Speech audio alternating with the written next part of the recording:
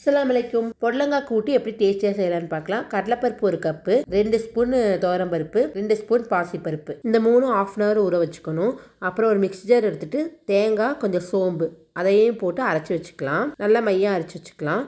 அதுக்கப்புறம் ஒரு குக்கர் எடுத்துட்டு நம்ம ஊற வச்சிருக்கிற பருப்பு வகைகளை போட்டு தக்காளி, கட் பண்ண பெரிய வெங்காயம், பச்சை மிளகாய், பூண்டு, இஞ்சி அதையும் போட்டு அப்புறம் கட் பண்ணி வச்சிருக்கிற பொடலங்காவையும் போட்டு நம்ம 1/4 டீஸ்பூன் மஞ்சள் தூள், தேவையான அளவு உப்பு போட்டுக்கலாம். அப்புறம் 2 டீஸ்பூன் மல்லித்தூள், 1 டீஸ்பூன் சாம்பார் தூள், 1 டீஸ்பூன் மிளகாய் தூள் அதையும் போட்டு நல்லா மிக்ஸ் பண்ணிட்டு 3 விசில் விட்டுடலாம். அவங்க குக்கருக்கு தகுந்த மாதிரி விசில் விட்டு கொஞ்சம் தண்ணி விட்டு விசில் விட்டுடலாம். அதுக்கப்புறம் விசில் விட்டு ரெடி ஆயிடுச்சு. அதில் நம்ம அரைச்சி வச்ச தேங்காய் விழுதையும் போட்டு நல்லா மிக்ஸ் பண்ணி விட்டு 3 நிமிஷம் கொதிக்க விடலாம். அப்புறம் நம்ம ஒரு தாளிப்பு கருவேப்பிலை, வரமிளகாலாம் போட்டு தாளிப்பு தாளித்து அதையும் மிக்ஸ் பண்ணிட்டா நமக்கு டேஸ்டியான சூப்பரான பொடலங்காய் கூட்டு ரெடி ஆயிடுச்சு. கண்டிப்பாக நீங்களும் ட்ரை பண்ணி பார்த்து மறக்காமல் நம்ம சேனலை சப்ஸ்கிரைப் பண்ணி லைக் பண்ணி ஷேர் பண்ணுங்கள். Bye friends.